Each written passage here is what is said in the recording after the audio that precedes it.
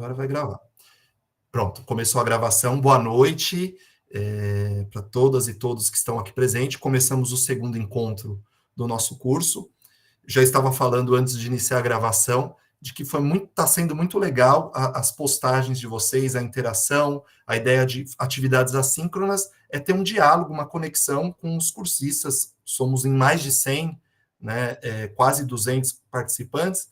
Então, quero só dizer que, assim, durante a aula, eu não consigo ler todas, eu não consegui, pelo menos, né, no último encontro, ler todas as mensagens. Fui aquela leitura panorâmica, assim, então algumas até eu interagia, mas acabado a aula, né, tem um recurso que salva todas as mensagens, eu reli todas, assim, é incrível essa troca, né, essa interação, a complementação de vocês, né, às vezes eu estou fazendo um comentário ali, aí o professor fala, lembrei desse texto, lembrei dessa obra de arte, etc., né, isso é muito rico, muito bacana, e esse grupo é muito bom, vocês são ótimos, né, temos aqui professores de Fundamental 1, Fundamental 2, tem alguns professores de educação infantil, professores que trabalham em sala de leitura, professores do Projeto AEL, professores que amam a literatura, mas não desenvolvem práticas neste momento, né, na sua unidade. Temos formadores de DRE, que são nossos queridos parceiros que estão participando. Então, Ed, então, de fato, aliás, ainda bem, vou pegar o gancho, a Edna falou que antigamente o tipo de interação nos fóruns era um pouco melhor, o Classroom tem um tipo de plataforma, né? Deixa eu ver se eu consigo compartilhar minha janela. A janela... Eu vou compartilhar minha janela, porque eu quero abrir o Classroom rapidamente. Bom, abrir.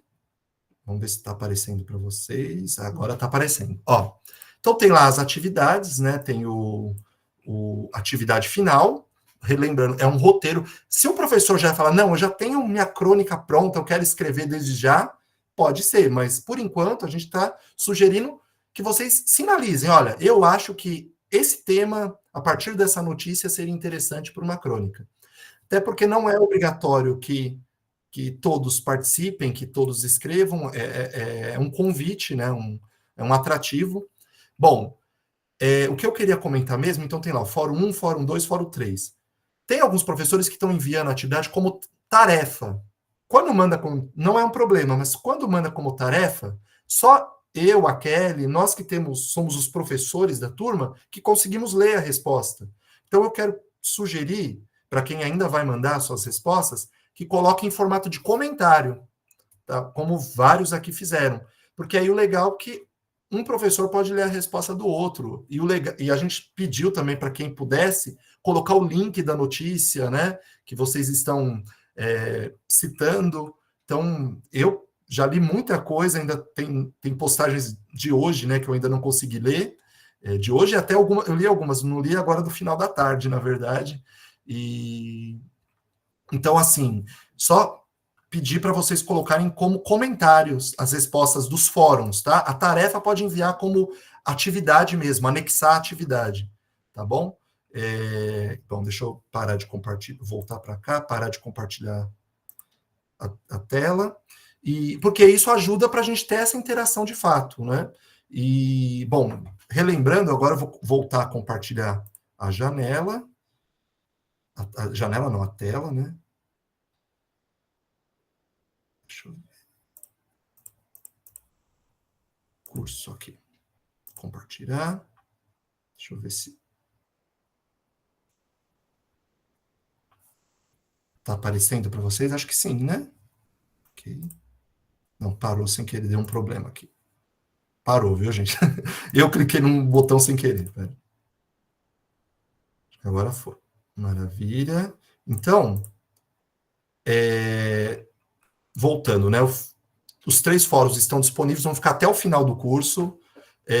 Eu não vou comentar tanto das atividades, das respostas que vocês foram dando, porque para não induzir aqueles que ainda vão responder. Mas no próximo encontro, eu quero, inclusive, que vocês falem um pouquinho, né? Tragam alguns comentários, aqueles que quiserem. Mas a primeira, então, retomando, né? Escolher uma crônica. A gente deu um leque de 2 autores apenas, e vou explicar o motivo deles. Um deles é o Rubem Braga, e a gente citou bastante ele no encontro passado, porque ele acabou sendo um divisor de águas, né, no campo da história da literatura brasileira, por ter ajudado a constituir esse campo, na literatura, no jornalismo, da crônica literária. E as crônicas que a gente colocou até como exemplo para a leitura trazem um pouco esse caminho que o Rubem Braga traz, né? Essa ideia da pessoa comum, né? De que ele não estava querendo saber só das grandes figuras, né? Ele quer falar do povo, da alma das pessoas, né? Da vida, como ele usa em alguma das crônicas que a gente citou. Então, por ser um curso de crônicas, eu achei que seria interessante lermos um dos nossos grandes precursores, né? Da constituição desse gênero. E o outro autor que a gente trouxe opções de crônicas é o Moacir Scliar, um autor já mais contemporâneo, mais recente, apesar dele já ter falecido há mais de uma década, né? Mas que escreveu já dos anos 70 em diante. O Rubem Braga vem lá dos anos 30 até os anos 80, como cronista. Então, são autores de gerações diferentes, estilos diferentes, mas o Moacir Scliar é um desses escritores que praticamente a vida inteira escreveu em jornal também, e nos seus últimos anos de vida e de atuação, ele criou uma seção no jornal Folha de São Paulo, na qual ele criava crônicas a partir de notícias, né? Então, notícias do próprio jornal. Então, seria estratégico para mostrar a proposta do curso e a proposta do nosso futuro livro da EL. Tá bom? Claro que poderíamos ter escolhido outros inúmeros autores e autoras, mas foi um recorte, um estímulo para ler crônicas, né? E nas respostas de vocês já apareceu que tem alguns professores que falaram que não lê muita crônica, ou que não gosta muito. Então seria até uma ideia. Vamos explorar algumas crônicas, né? Então ter um momento de leitura. A segunda já era inverter a lógica, que vocês tragam o repertório de vocês, né? Ou uma crônica favorita, ou autores e livros que vocês gostariam de indicar. Está aberto lá para a realização dessa segunda tarefa, também bem simples. E a terceira, o Fórum 3, a gente até sugeri, né, que, se possível, vocês escolham uma reportagem que não seria o texto que vocês escreveriam, não ser a mesma da tarefa final, né? Uma notícia curiosa que vocês acham que tem um potencial para se tornar uma crônica, né? Aproveitar aquele fato e tornar um texto literário. Então, por isso a gente pediu para colocar um link também, e a atividade final, a escrita do roteiro, tá bom? Até nas tarefas, eu vi que muitos professores colocaram fatos contemporâneos, ou fatos, assim, muito discutidos pela nossa sociedade, né? Por isso que a gente está até sugerindo, talvez até fugir um pouco do óbvio, né? Pegar coisas que não estão muito personificadas, né? Por exemplo, vou dar um exemplo que até apareceu nos comentários dos professores, né? O caso de racismo que o Vini Júnior vem sofrendo corriqueiramente na Espanha, né? No país onde ele trabalha, né? Porque ele joga lá no Real Madrid. E obviamente, esse é um assunto que os jovens estão antenados, os professores, felizmente, discutem criticamente essa questão do racismo, mas, particularmente para essa proposta do nosso livro, claro que a gente pode pegar outros, existem outros inúmeros casos, infelizmente, né, de racismo que N pessoas sofrem no nosso dia a dia, né, na nossa sociedade. Mas a gente queria evitar que tivessem, pensando no livro, né, então já desde a tarefa, que tivessem casos que fossem muito personificados. Até porque o nosso livro vai ser uma publicação institucional. E assim, já tivemos experiências nesse sentido. Parece que eu estou exagerando, mas não é. Nós já tivemos alguns casos, inclusive, que o jurídico, que gente falou, olha, vai ter que... Esse texto aqui pode dar um problema para a prefeitura, né?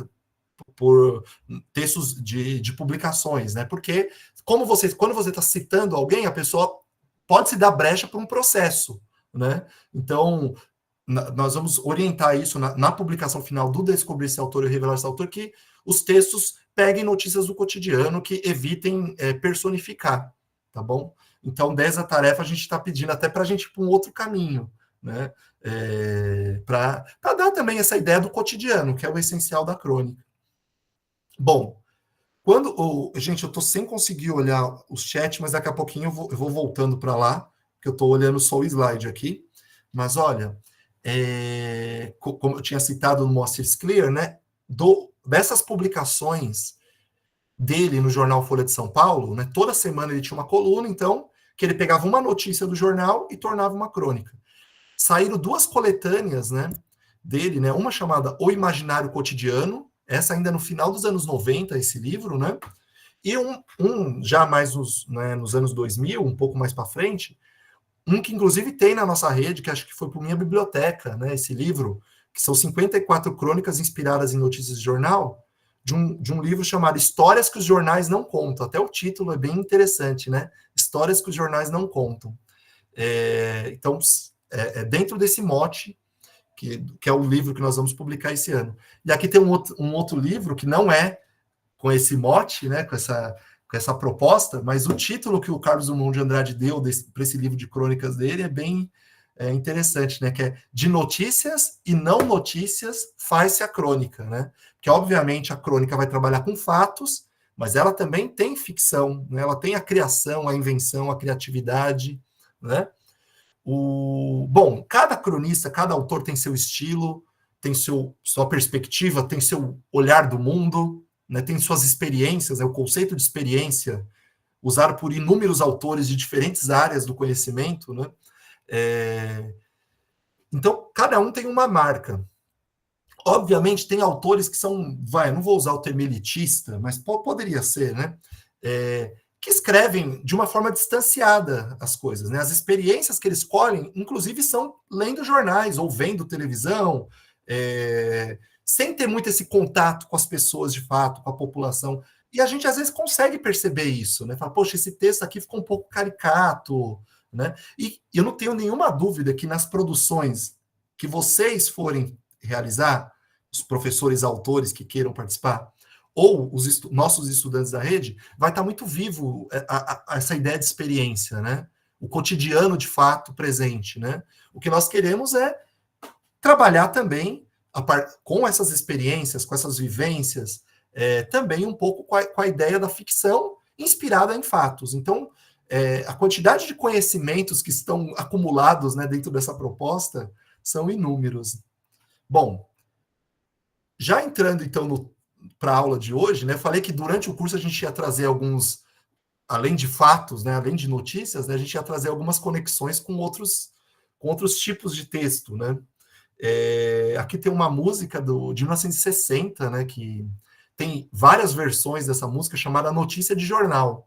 Inclusive, o Chico Buarque gravou, certa vez, num disco com a Maria Bethânia, ele cantou essa música. Tem versões dos anos 60 ainda, da Doris Monteiro, outras cantoras, né? Bom, chama Notícia de Jornal, do Haroldo Barbosa e Luiz Reis. A música diz assim, né? Tentou contra a existência num humilde barracão. Joana de tal, por causa de um tal João. Depois de medicada, retirou-se para o seu lar. Aí a notícia carece de exatidão. O lar não mais existe, ninguém volta ao que acabou. Joana é mais uma mulata triste que errou. Errou na dose, errou no amor. Joana errou de João. Ninguém notou, ninguém morou na dor que era o seu mal. A dor da gente não sai no jornal. É uma música bem interessante, porque tem essa ideia dos fatos, né? Ele vai descrevendo, né? Inclusive a notícia carece de exatidão, tem aquela precisão jornalística, né? Da impessoalidade, o texto ser escrito, né? E aí, ao mesmo tempo, o narrador vai trazendo que talvez o jornal traria a notícia, que ela tentou contra a própria existência, né? Foi medicada, voltou para o lar. Hoje em dia o barracão não existe mais. E só que ele não vai falar dos sentimentos. Por quê? O que aconteceu? Qual era o sofrimento dela? Quem era esse João que decepcionou tanto ela? O que ele fez para magoar ela? Né? Porque a dor da gente não sai no jornal. Então, obviamente, os fatos, muitas vezes, felizmente a gente tem muitos jornalistas, né, que conseguem ter essa sensibilidade de captar emoções nas reportagens que realizam, né, cada vez mais raras, né, textos densos, textos sensíveis, né, mas muitas vezes o texto tem aquele tom tão impessoal que a experiência, né, a vida não está presente naquele texto, né. Deixa eu só voltar aqui para você, né, para vocês. Gente, peço desculpa que às vezes eu não consigo ficar lendo toda hora as mensagens de vocês, né? A Larissa comentando do livro, né? O Imaginário Cotidiano tem na Serve da Sala de Leitura também, que é um livro mais antigo, eu não lembrava, não sabia se tinha, que bom saber que tem, Renata. A Ingrid citou o Assalto Inusitado do Ferreira Goulart. A Ferreira Goulart daqui a pouquinho vai ser citado também aqui hoje, viu? A Ana Lúcia também citou alguns textos, maravilha. Então, deixa eu voltar para cá. Aí, rapidamente, eu só queria passar algumas características de um texto jornalístico, né? Então, já a partir até da música que eu mencionei, ele vai ter essa ideia da objetividade, né? Tem a ideia da imparcialidade, o conceito, né, está presente, né, no jornalismo da imparcialidade, que o que significa isso? Que o texto jornalístico deve demonstrar imparcialidade dependendo do propósito e da intenção de quem escreve. Obviamente, essa imparcialidade, neutralidade não existe. Inclusive, eu estudei muito, por causa das minhas pesquisas na vida aí, né? Eu trabalhei muito com jornais, né, com arquivos, né, como uma fonte, né, nas minhas pesquisas que eu fui realizando ao longo da vida. E um autor que eu gosto muito, quando vai discutir a ideia da imprensa, né, é o Perseu Abramo, e ele tem um livro muito bom chamado Padrões de Manipulação na Grande Imprensa, né, na qual ele vai desconstruindo um pouco essa ideia, esse mito da imparcialidade, né, que o texto consegue essa objetividade, esse distanciamento, e isso é uma questão que a gente discute corriqueiramente na nossa sociedade, né? Quando um texto é tendencioso, os tipos de técnicas que são usadas para indução da opinião pública, né? Que, aliás, nem está aqui nessas características do texto jornalístico, porque a gente está falando do texto propriamente dita, né? Do gênero, né? O tipo de texto. Mas quando a gente pensa numa publicação, num jornal, e jornal agora estou dizendo em qualquer tipo de veiculação da imprensa, né, pode ser rádio, televisão, redes sociais, internet e texto escrito, revista e jornal, a gente não pode desconsiderar nunca a constituição também de um sujeito oculto que está ali, que é a opinião pública, né? Que desde que a imprensa se constituiu como um grande poder e um grande veículo, tem vários autores que vão discorrer sobre o que a gente entende sobre opinião pública, né? Quem é essa opinião pública, esse sujeito oculto, que é o leitor, mas que acaba ajudando na feição, no tipo de editorial, no tipo de pensamento que um jornal tem, né? Dois autores também bem interessantes que vão discutir a ideia de opinião pública, né? Um deles é um filósofo, Ortega y Gasset, né? Um filósofo espanhol, lá do começo do século passado, né? E ele tem um livro, né, bem interessante, chamado A Rebelião das Massas, que ele vai discutir muito o que é a opinião pública, quem são essas pessoas, a massa, essa ideia de massa que nós temos, né? Esse pensamento coletivo que muitas vezes se constitui. E é interessante que ele foi escrever muito antes dos regimes totalitários, né? Do nazismo, do fascismo, né? Aquela opinião pública, aquela massa conduzindo alguns líderes autoritários, né? E outro autor também do século XX, né, o grande, né, intelectual que é o Freud, né, o Sigmund Freud, ele também tem um livro muito interessante que recentemente a Companhia das Letras até reeditou toda a obra dele, né? O Psicologia das Massas. Também é um livro bem interessante, né? Então, por que eu estou falando disso, né, dessa ideia de opinião pública? Porque os jornais vão, né, o texto vai querer induzir e muitas vezes até no título da reportagem, na imagem, na semiótica, na forma como está disposto uma notícia. Tem até alguns autores que vão falar que, obviamente, o jornal tem o seu espaço de opinião, que são os editoriais, e tem os espaços de informação, aliás, os editoriais e as colunas, né, que são os espaços de opinião, e os espaços de informação, que são as reportagens e notícias. Só que a gente percebe também, que é o que alguns autores vão chamar de editorialização da notícia, que algumas notícias, né, têm uma opinião incutida, né, naquele texto. Né? Então, essa ideia de imparcialidade não existe, mas óbvio, um bom jornalista vai tentar se distanciar ao máximo que puder, tentar trazer mais de um lado, de pontos de vista do fato que ele está apurando, né?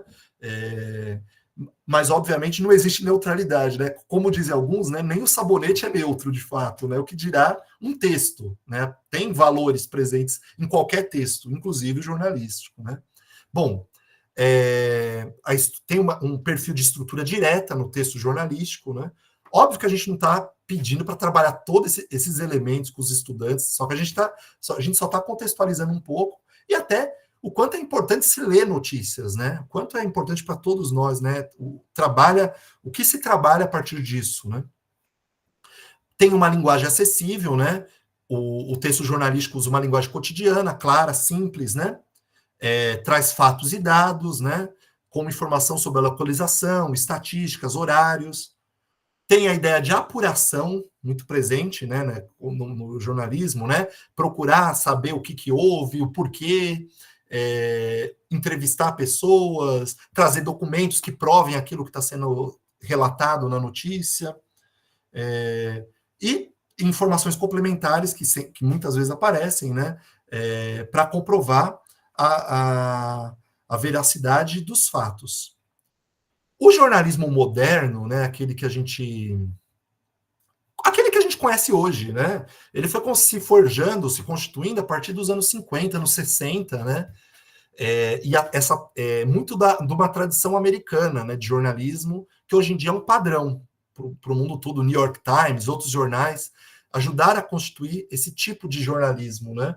Se a gente for pegar os jornais, inclusive os brasileiros, do começo do século XX, a gente vai ver que o estilo era muito diferente, né? Tinha um texto mais denso, eram mais detalhistas, né? Os tipos de texto que era uma tradição mais europeia de jornalismo. Foi se perdendo. Hoje em dia, se a gente for pegar um jornal dos anos 70 ou pegar um jornal de hoje, o perfil é muito parecido do tipo de notícia, a forma como sai, né? Que tem essa ideia da pirâmide invertida, né? Então, obviamente, tem o título, né? Que tem a intenção de atrair o leitor, né? A lead, né? A lead, que vai ter as perguntas-chave, né? Que vão estar no texto, né? O que, onde, por quê, quando e como. Primeiro parágrafo, nesse sentido, é muito objetivo, nesse sentido, e depois vem o corpo da notícia, que muitos vão dizer que às vezes o leitor até para de ler, desiste de ler, por isso que o importante tem que estar no primeiro parágrafo, né? Que é o desenvolvimento, as informações com mais detalhes. Bom, dito isso, uma reflexão acho bem interessante para trazer, né? Até no material que a gente montou sobre o tema desse ano, a gente trouxe uma citação do Walter Benjamin, né? Esse grande intelectual também do século XX, que nesse livro em especial, né, o Magia e Técnica, Arte e Política, que aliás é um livro riquíssimo para várias áreas do conhecimento, ele vai ter textos sobre brinquedo, sobre literatura, e um dos textos a importância do brinquedo, do brincar, né, e um dos textos desse livro um capítulo, um ensaio dele, intitulado O Narrador. Acho que tá um microfone vazando. Não sei se alguém quer falar. Bom, aproveito que já que eu vim desativar um som, né? Deixa eu ver se... exatamente, a forma como as notícias estão distribuídas tem função, né? A Juliana gosta do Walter Benjamin também, né? Que ótimo. Um grande intelectual que dialoga muito com o campo da história, da sociologia, da filosofia e da literatura, da leitura. Então, e inclusive quando eu citei, né, que alguns autores vão discutir o conceito de experiência, o Walter Benjamin é um desses intelectuais que vão trazer muito essa ideia de experiência nas suas produções, né? E a crônica é dotada de experiência, né? A ideia, a essência do texto, né, é que que a gente capte experiências, mesmo que sejam ficcionais, né? Que tem essa ideia da verossimilhança, né? A gente sabe, por mais que seja uma ficção, a gente se sente próximo daquilo que está no texto, né? Bom, o Walter Benjamin, cético, né? Ele era da teoria crítica. Ele era uma pessoa bem pouco otimista com a modernidade, né, com aquela modernidade que ele viveu nas primeiras décadas do século XX, e aí ele vai dizer que a experiência da arte de narrar estava se perdendo, estava em via de extinção. E aí eu vou ler aqui a transcrição. Né? São cada vez mais raras as pessoas que sabem narrar devidamente. Quando se pede num grupo que alguém narre alguma coisa, o embaraço se generaliza. É como se estivéssemos privados de uma faculdade que nos parecia segura e inalienável, a faculdade de intercambiar experiências. Uma das causas desse fenômeno é óbvia. As ações da experiência estão em baixa, e tudo indica que continuarão caindo até que seu valor desapareça de todo. Então ele está... E é curioso que ele está colocando isso quase 100 anos atrás, né? E hoje, imagina hoje em dia que nós estamos na era das telas. A gente falou muito do encontro passado sobre isso, né? Nem vou ficar me estendendo, mas o quanto está se perdendo a comunicação, o diálogo, a escuta. Então, a ideia de contação de história, né, está se perdendo muito. E nós, educadores, somos talvez um dos poucos bastiões para manter essa tradição da narrativa, da oralidade. Mas aí, por que ele vai colocar? Qual que era um dos motivos nesse texto ele vai colocar? E aí, ele, em seguida, né, mais adiante no texto, tanto que é uma citação de outra página, né, ele vai dizer o quê? Sobre notícias, né? Cada manhã recebemos notícias de todo mundo, e, no entanto, somos pobres em histórias surpreendentes. A razão é que os fatos já nos chegam acompanhados de explicações. Em outras palavras, quase nada do que acontece está a serviço da narrativa, e quase tudo está a serviço da informação. Metade da arte narrativa está em evitar explicações. Então, assim, ele vai colocar um pouco em culpa essa massificação da imprensa, do jornal, e desse estilo de jornal, né, cada vez mais objetivo para pessoas que lêem com pressa, ou até pessoas que liam no final do dia e só queriam ler, né, textos mais rápidos, mais objetivos, né? E outras experiências que a leitura permite, que a experiência da narração permite, estavam se perdendo pela era da informação. Então essa era um dos motivos que o Walter Benjamin traz.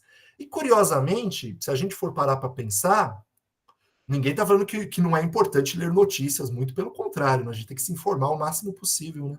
Mas pensando nessa ideia, nessa essência dele da experiência, de certa forma, as crônicas elas são um respiro, essa conexão, esse diálogo, né? Para o leitor de notícias de jornal, né? Para leitores do cotidiano, pensando hoje em dia que poucos leem jornal, mas o leitor do cotidiano, eles vão encontrar fatos numa crônica, mas dotados de experiência também, de narrativa, né? Então, olha a importância da crônica fazendo uma conexão com o Walter Benjamin, né?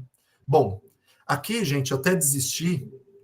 Eu ia postar um vídeo, eu ia apresentar um vídeo aqui na aula, só que deu probleminha na hora que eu baixei e converti o Canva, mas depois eu fiquei pensando, às vezes, transmitir ao vivo aqui na nossa aula e sendo gravada, depois pode dar problema de direito autoral, cair o vídeo no YouTube, né? Mas eu vou postar depois no Classroom, né? É uma reportagem no programa Entre Linhas, da TV Cultura, aliás, que é um programa maravilhoso e todas as edições têm disponível no YouTube também, né? E aí tem uma edição sobre crônicas. Aí tem um trechinho que eu ia postar aqui na nossa aula, não deu certo, paciência, né? Aqui, ó, só para ler um comentário, a Gislaine, né, colocou que, como ele é muito atual, né, a internet é repleta de ideia de explicar demais, né? Muito bom.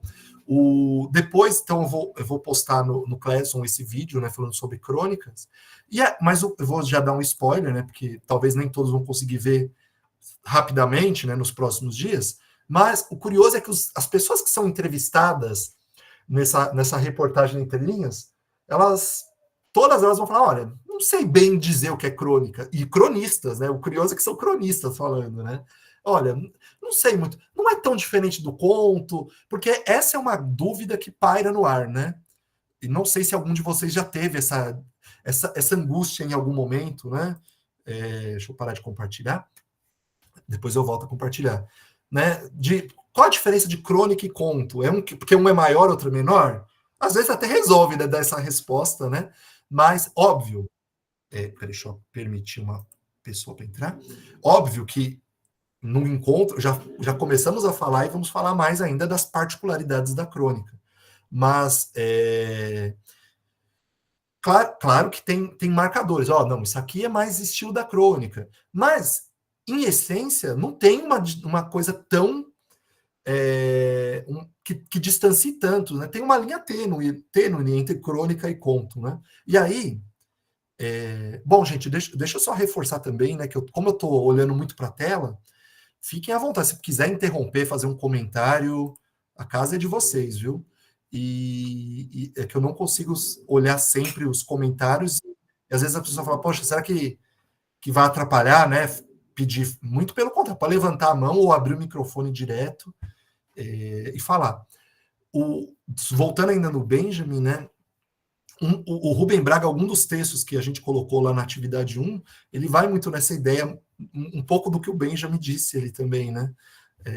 Tem uma conexão, de certa forma. Deixa eu voltar a compartilhar, então, a janela ou a tela? Não, janela mesmo, isso. Pronto. Aí, é curioso, eu fui pegar alguns excertos, né, de alguns autores que falam sobre o gênero crônica, né? O Mário de Andrade chegou a escrever que crônica é tudo aquilo que chamamos de crônica. Ponto. O que é crônica, né? Essa pergunta não é de hoje, né? O que é crônica? O que distingue a crônica de outros gêneros, né? O Rubem Braga, de uma forma irônica, certa vez escreveu que quando não é aguda, é crônica. Né? Então é essa a explicação dele. E olha que é o cara que só escreveu crônica a vida inteira, né?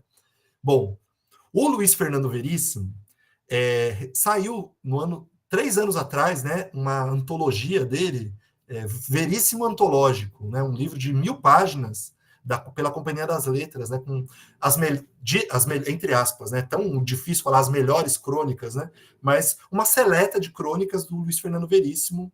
E aí, o prefácio do livro, ele já fala do assunto, mas tem uma crônica que ele vai discutir, né? Tanto que crônica e o ovo, ele vai fazer um pouco essa referência do que nasceu primeiro, o ovo ou a galinha, tal, né? E aí o que ele diz? A discussão sobre o que é exatamente crônica é quase tão antiga quanto aquela sobre a genealogia da galinha.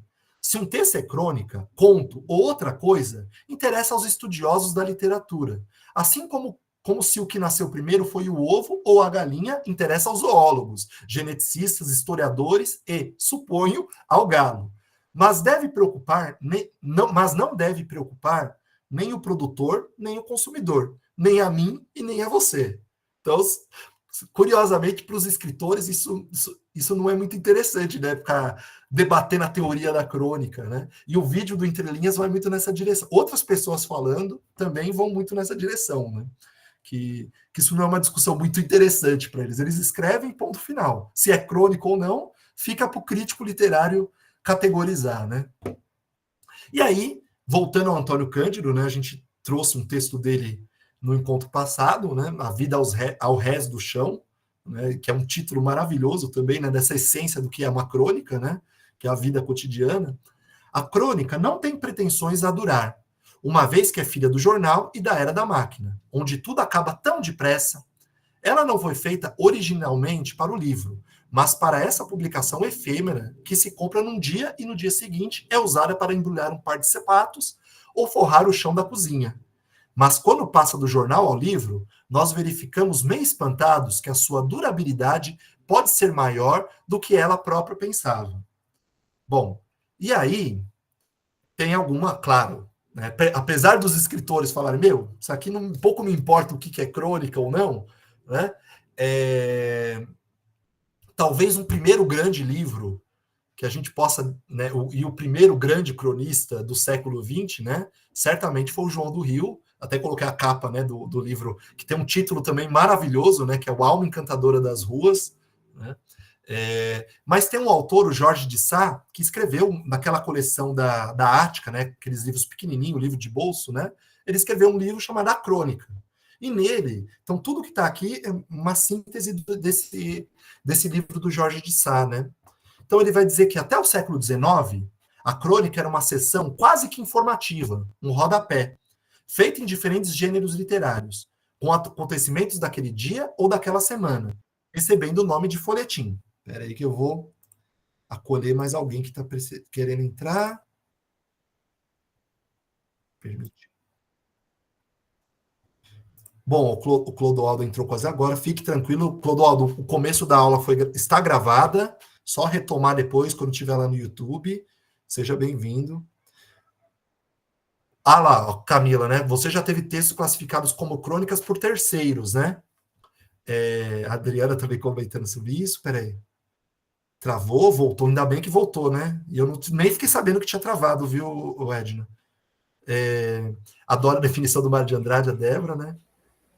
A crônica pode se passar no futuro? Bom, eu deixo essa pergunta para vocês, gente. É uma bela pergunta do Renato, hein? Pena que é diferente do YouTube. O YouTube a gente consegue pôr o comentário da pessoa na tela, né? Ó, Renato. Uma dúvida: uma crônica pode se passar no futuro? Eu não tenho nenhuma, para mim, eu não tenho nenhuma dúvida disso, né? Mas, porque é óbvio, são fatos, em tese, são fatos do cotidiano. Eu entendi a questão, Renato. Mas, se são fatos do cotidiano, como que eu posso estar falando de 2050 na minha crônica, né? Só que, se a pessoa é um bom escritor e tem uma boa essência da crônica, ela vai construir uma ficção que quem está lendo vai acreditar que está em 2050, né? Então, por que não? Claro, a gente não vai ter fatos, né? A gente não vai saber quem é o presidente X, não vai saber quem é o momento histórico do país ou do mundo, etc. Não vai ter essas experiências na crônica. Mas como ficção, um bom escritor consegue se virar, não tenho nenhuma dúvida, né? Bom, ah lá, olha, ainda bem que eu estou subindo, descendo, não sei. O Loan também colocou que ele perguntou. Uma vez perguntei, ainda estudante, sobre a diferença entre conto e crônica ao Inácio Loyola Brandão, nem ele soube dizer a diferença. É bem isso mesmo, né, Luan? Ele disse do tipo, que crônica é o que você chama de crônica. Aliás, bem observado, o Inácio Loyola Brandão também é um genial cronista, é um dos grandes nomes da nossa literatura que ainda está vivo, né? Infelizmente, muitos geniais faleceram, né, nesses últimos anos. Ele já é um oitentão, né? E saiu umas 2, 3 semanas atrás uma reportagem do Estadão. Ele é colunista do Estadão, um dos poucos bons que tem no Estadão hoje em dia, porque muita gente boa acabou sendo mandada embora nos últimos anos, mas ele foi entrevistado recentemente pelo Estadão e foram na casa dele para conhecer a biblioteca do Inácio Loyola Brandão. Então, é um primor aquela reportagem, né? Ele comentando, esse livro eu gosto muito, esse autor aqui me ganhou, ou então, esse livro eu não gosto. Por exemplo, ele é da Academia Paulista de Letras e a Djamila Ribeiro também, né? Então tem uma autor, eu não lembro qual autora, né? Mas essa aqui é a Djamila Ribeiro que me indicou essa leitura. Então é uma delícia essa entrevista com o nosso Loyola Brandão, que depois eu vou pôr no Classroom, né? Para quem quiser assistir. Não... Bom, então, voltando, né? Vou voltar lá. Muito bom ler vocês. O José Carlos falou que temos crônica como relato histórico. Pode escrever no tempo futuro, ficção científica. Por que não uma crônica? O Fábio colocou, né? Uma distopia. O Fábio e a Thaís, um complementou o outro, né? Por que não uma distopia? Por que não uma ficção científica? Né? Bora lá. Se veio a ideia, vamos escrever. Não só por causa do livro da Hel, né, gente? A ideia é essa: revelar-se autor. Escrevam, né? Revelem-se para o mundo, para outros leitores. E bora lá. O Paulo Barreto, que é o João do Rio, né? O nome do João do Rio, João do Rio é um pseudônimo, né? Ajuda a modernizar o gênero na linguagem mais literária, nos temas do cotidiano. Não por acaso ele ficou conhecido como cronista mundano. Ele vasculhou, foi entender, captar a essência do samba, a origem do samba, das tradições de rua, das populações, os tipos no Rio de Janeiro, né, o malandro, essa figura do malandro, né, essa representação. Claro, lidos aos olhos de hoje, alguns textos dele são um pouco caricatos, até de certa forma preconceituosos, alguns podem dizer. Por outro lado, outros são geniais, são contemporâneos e mostram o quanto ele era fora da curva, né? O cara que vivia nas ruas mesmo para escrever um texto menos caricato possível, né? Como eu tinha dito um pouco antes, que às vezes alguns autores estão lá no escritório, vê o mundo acontecendo pela tela do celular ou pela tela da televisão e escreve uma crônica. Às vezes o cara é um genial escritor e faz uma boa crônica, mas vai faltar um pouco de experiência, né, nesse texto. Né? E quem é essa pessoa que vive o cotidiano, conhece pessoas, gosta de gente, vai escrever um texto muito mais vivo. Né? Bom, crônica e conto acabariam tendo uma linha tênue entre eles. Então, o que o Jorge de Sá vai dizer? Enquanto o contista mergulha de ponta cabeça na construção do personagem, do tempo e do espaço, o pente, né? Vamos lembrar do pente, né? E da atmosfera que darão força ao fato exemplar, o cronista age de maneira mais solta, dando a impressão de que pretende apenas ficar na superfície de seus próprios comentários. Isso é interessante. Apenas, né, dá a impressão, né, mas não parece que é uma coisa efêmera, simples, mas tem uma sutileza ali, tem um talento de escrever em texto pequeno uma coisa densa, sem ter que sequer a preocupação de colocar-se na pele de um narrador, que é principalmente personagem ficcional, como acontece nos contos, novelas e romances. Então, se em geral, no romance, numa novela, num conto, nós temos um narrador muito mais bem resolvido, né? Em geral, nas crônicas, não é uma regra, óbvio, né? Mas, em geral, quem está lendo vai achar que o narrador, que o personagem, é o cara que está escrevendo. Porque ele já, às vezes, o Stanislau Ponte Preta vai começar o texto dele lá, certa vez, em um bar. Então, parece que é ele, é uma vivência dele, né? Tem esse jogo, né? De que o narrador parece que é ele que viveu aquilo, e às vezes é uma ficção, né? Quem narra uma crônica é o seu autor mesmo, e tudo que ele diz parece ter acontecido de fato, como se nós, leitores, estivéssemos diante de uma reportagem. Olha lá a conexão com o tema desse ano, né? Então, estamos vivendo uma reportagem narrada em texto literário, muitas vezes, né? E é um gênero jornalístico. Ele é um gênero jornalístico. Existem crônicas. Aliás, muitos professores aqui no curso comentaram muito nas atividades e na aula, né, sobre futebol, esportes, né? Vou dar um exemplo, né? Os jornais têm seu espaço de esporte e tem lá seus colunistas que vão escrever o jogo Corinthians e São Paulo, Juca Kfouri. Corinthians e São Paulo foi um jogo por causa disso, aconteceu aquilo. E como sempre existiu, né? Nos anos 50, o Nelson Rodrigues escrevia sobre o Fluminense lá, que ele era um Fluminense apaixonado, né? Mário Filho, o irmão do também outro cronista que criaram essa feição do gênero jornalismo esportivo. Então, a cronista esportivo, cronista de política, né? Miriam Leitão escreve no jornal o Globo, no Rio de Janeiro. O Jones de Freitas, para mim, genial, inclusive, um grande cronista sobre política, né? O Jânio de Freitas, mais de 90 anos de idade, está nativo até hoje, né? Alberto Dines, que já faleceu, era um grande cronista sobre política. Então, é um gênero, a crônica, no jornal. E algumas dessas crônicas são literárias, né? Então, foi-se criando, o Rubem Braga ajudou muito, João do Rio ajudou muito, que até hoje nós temos colunistas dos jornais que são literatos, né? Então, e nas revistas também, né? Então, tem escritores do campo da literatura que muitas vezes transitam entre outras áreas do conhecimento, né?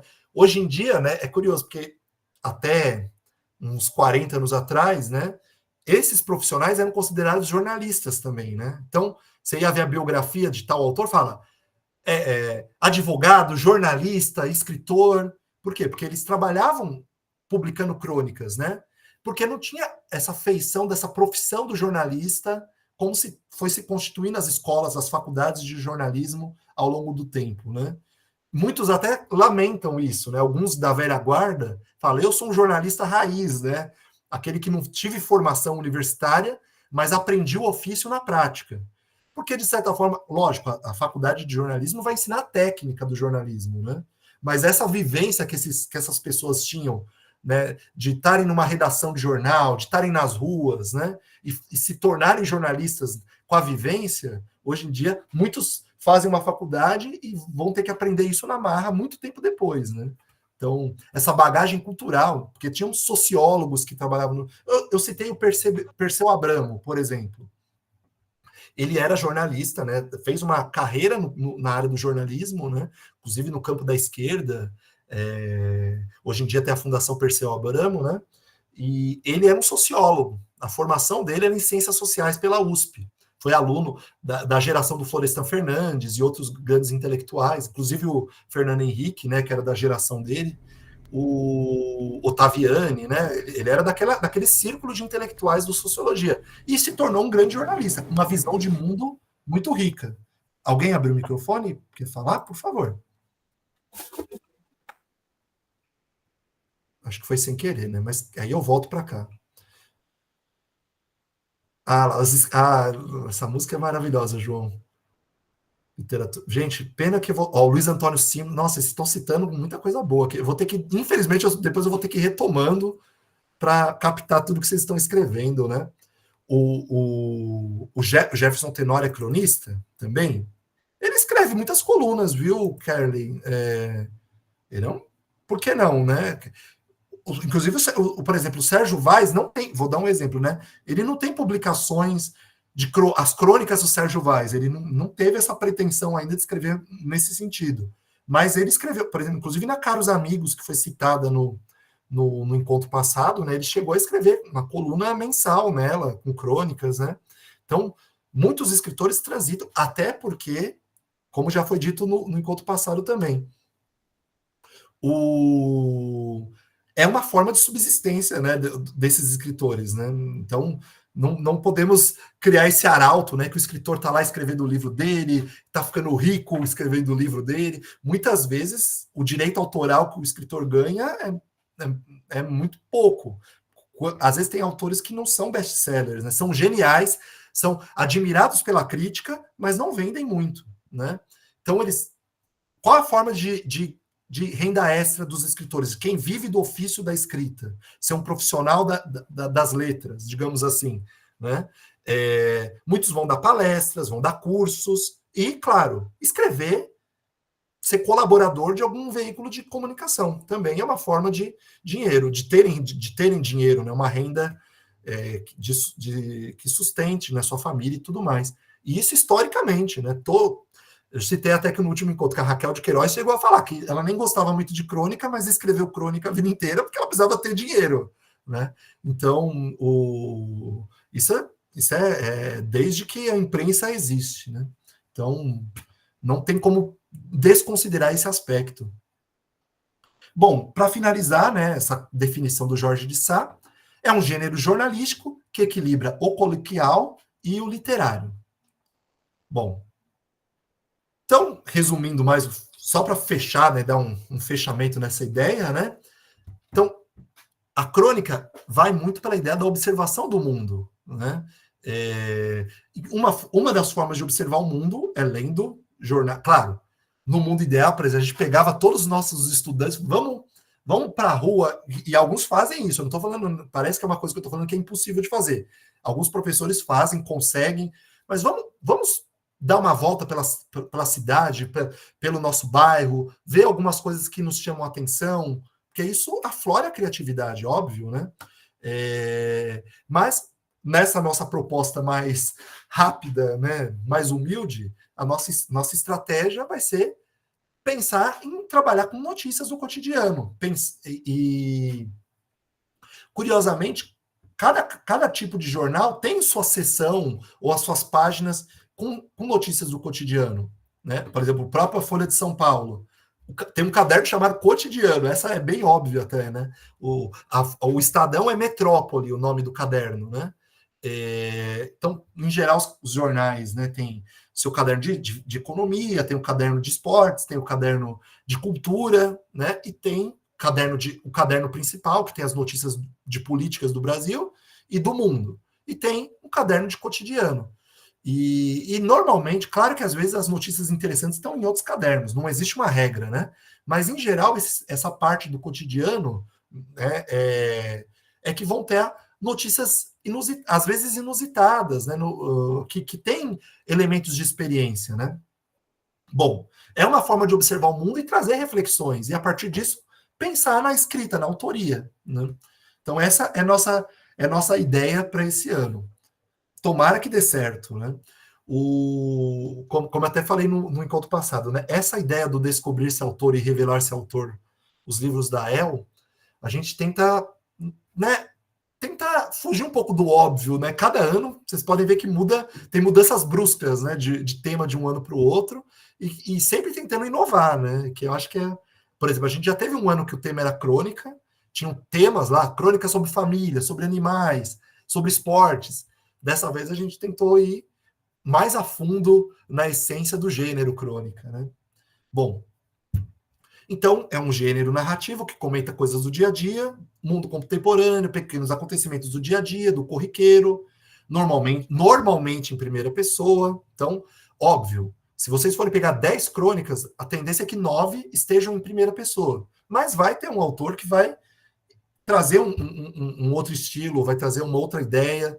Então, vão aparecer, obviamente, crônicas também em terceira pessoa. Pode ser ficção, a ideia de ficcionalizar a realidade.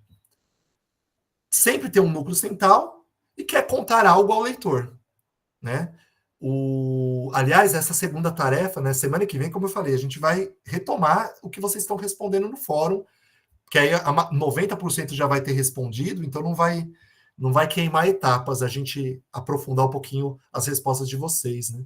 Mas é muito legal isso quando vocês trazem qual a sua crônica favorita, o porquê que é a sua crônica favorita, porque muitos aqui eu tenho certeza que se tornaram leitores por causa de crônicas também, né? Então, o estilo de crônica, né? Tem crônica lírica, esportiva, humorística, filosófica, crônica ensaio, jornalística, né? Ela varia muito, né? Cabe muita coisa dentro do gênero crônica. O que nós pretendemos, né? Que nós estamos sugerindo? Deixa eu só confirmar um negócio. Tá. Que vocês escolham um tema, né? Vocês, se for a crônica de vocês, a atividade final de vocês, e aí, como vai escolher um tema? A partir de uma notícia interessante, que vocês falam, poxa, isso aqui tem um potencial para virar uma história, uma crônica, uma notícia. Aliás, deixa eu interromper um pouco, eu vou mudar. Deixa eu só ver se eu mudar uma coisa aqui, se aparece para vocês. Peraí, não, vou parar a apresentação, porque eu sou um pouco enrolado com isso. O Fábio, eu estava ouvindo essa música hoje, de Frente para o Crime. Aliás, né, eu citei aquela música Notícias de um Jornal, uma outra música quase desse mesmo período, né, muito mais conhecida, inclusive, do que a que eu trouxe aqui, a música Honda, do Paulo Vanzolini, né? Se a gente for pegar aquela letra daquela música, né, a personagem, a mulher, procurando, né, o namorado dela, o noivo, o marido dela, pela cidade, né? É uma música, né, que tem um desfecho muito triste, né? Que aí eu vou cantar não, pelo amor de Deus, eu vou citar, né, os versos finais, né? Então, ela vai, no final das contas, ela acaba encontrando o marido, né, jogando dadinho, jogando bilhar, com mulheres ao redor num bar, né? E aí, o que ela diz, né? E nesse dia, então, vai dar na primeira edição cenas de sangue num bar na Avenida São João. Olha lá a notícia, né? Como o desfecho da música, da letra da música, acaba levando para uma notícia, um fato. Vai dar na primeira edição do jornal, né? Que teve um assassinato, né? Que teve um drama, né? A partir de um romance mal resolvido, né? Olha lá. Bom, vou lendo um pouquinho algumas mensagens daqui, né? A Juliana falou que o cronista é um observador no mundo, e é mesmo, né? Bom, citar o Chico Buarque aqui, né? Muito bem. Marcos Rey. Aliás, que legal, Ellen, que você citou o Marcos Rey. Esse ano é o centenário do Marcos Rey, né? Do nascimento do Marcos Rey. Ele, por muitas décadas, né, esteve presente nas nossas vidas, né? muito pela coleção Vagalume, né, com os livros, os inúmeros livros dele que foram publicados, né, ele foi o maior vendedor de livros pela coleção, mas curiosamente, ele morreu nos anos 90 ainda, né, mas curiosamente já não está muito em evidência esse autor, né, então esse ano, como ele comemoramos 100 anos do nascimento do Marcus Rey, é um bom momento, inclusive, para a gente retomar os livros, os livros para adultos dele, né? A gente sempre põe entre aspas, porque a literatura juvenil é para qualquer idade, para qualquer leitor, né? Também. E então as novelas, os romances que ele publicou, inclusive as crônicas, né? Tem coletâneas de crônicas do Marcus Rey. E a Laura citou a crônica Amigos, do Luiz Fernando Veríssimo. Eu gosto, assim, eu gosto de mesclar muito, particularmente, ler crônicas que me fazem rir e crônicas e tem momentos que eu gosto de ler crônicas reflexivas, que dão aquela mexida, aquela embrulhada no estômago, aquele soco, às vezes, né? Inclusive, pensando, se eu fosse responder a tarefa 2, né? Não sei se alguém deu essa resposta, né? E também não sei se a crônica tem esse nome, mas alguém talvez me corrija, né? Mas uma crônica que já foi citada, né? A última crônica do Fernando Sabino, que é uma, nesse sentido, também incrível, mas uma crônica que eu gosto muito, que me marca, assim, que toda vez que eu leio, né? Tem que dar uma respirada assim, é a crônica A Piscina, se eu não me engano, ou Piscina, acho que é só A Piscina, do Fernando Sabino também, né? Que tem uma questão social muito posta naquela crônica, né? Então tem momentos que eu gosto de ler crônicas desse tipo, né? Bom, a Renata também falou que ama o Marcos. Todo mundo citando o Marcos Rey. 90 anos do Maurício de Souza. Esse ano tem muitas efemérides boas, né? Para a gente comemorar, para a gente aprofundar, né? Bom, eu citei uma. Eu só não sei se é piscina ou a piscina. Se alguém puder me socorrer, para eu não ter que ir no Google agora, né? Uma crônica do Fernando Sabino. A Marina Colasanti já foi citada no encontro anterior, novamente. Mas eu parei de compartilhar até. É piscina, né? Isso mesmo. Então, não sei se alguém já tinha citado na atividade 2, mas se eu fosse responder, eu falaria uma crônica que me marca, que eu gosto muito, que eu citaria, é a piscina do Fernando Sabino. Fica a dica para quem quiser. O Fernando Sabino é maravilhoso, e, como a Renata disse, e essa crônica em especial eu recomendo. Bom, não sei se eu queria compartilhar outra tela. Deixa eu ver se eu consigo aqui. Deixa eu ver. Agora voltar, compartilhar. Agora sim. Eu tinha citado no último encontro que em breve nós vamos ter outros cursos do Projeto AEL, né? Esse é o primeiro do ano. E já saiu outro publicado, um de teatro, que vai acontecer agora, né? Nesse mês e no mês que vem, porque são 2 turmas, né? Com um dos nossos formadores, que é o Luciano Gentili, um grande parceiro da AEL de longa data. E esse curso a gente vai trabalhar muito a ideia da cena, né? A constituição da cena, né? No teatro. Então vai ter 2 encontros presenciais, 2 encontros online. Só que eu já vou dar eu sei que alguns aqui até se inscreveram para esse curso dele, as inscrições já são encerradas, né? Mas curiosamente, olha como as coisas têm sintonias, né? Eu conversando com o Luciano ontem, né? Aí ele comentando comigo, com a Kelly também, que uma das leituras vai ter uma dramaturgia que os cursistas vão ler no curso. Aí ele falou: então, porque essa dramaturgia foi inspirada numa notícia. Eu falei: não. Aí eu falei: você acredita que o tema desse ano é trabalhar com notícias e tal? E aí eu vou até compartilhar só a notícia, né? Peraí, deixa eu ver se eu consigo. É uma notícia de 2000. Agora sim, acho que foi. Deixa eu mostrar. Uma notícia de 2015, uma triste notícia, né? Que não é um único caso nesse sentido, outros tantos já aconteceram, né? Mas olha, vou ler só o título e o subtítulo, né? A manchete e o subtítulo. Menina achada em mala na Espanha vive agora em centro para imigrantes. Aí é o subtítulo, né? Menino de 8 anos foi encontrado pela polícia dentro de mala em aeroporto. Pai do garoto foi preso e vai responder por tráfico internacional de pessoas.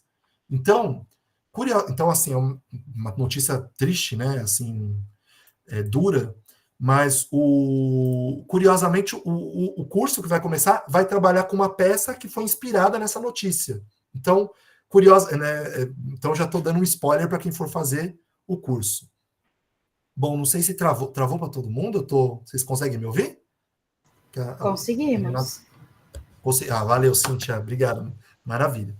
Bom, então vou voltar para os slides, né? Então, assim, isso é muito comum, né? Então, assim, um exemplo de uma dramaturgia que vai ser trabalhada num curso nosso, que vai começar, né? A partir de uma notícia triste, né? Como essa. Bom,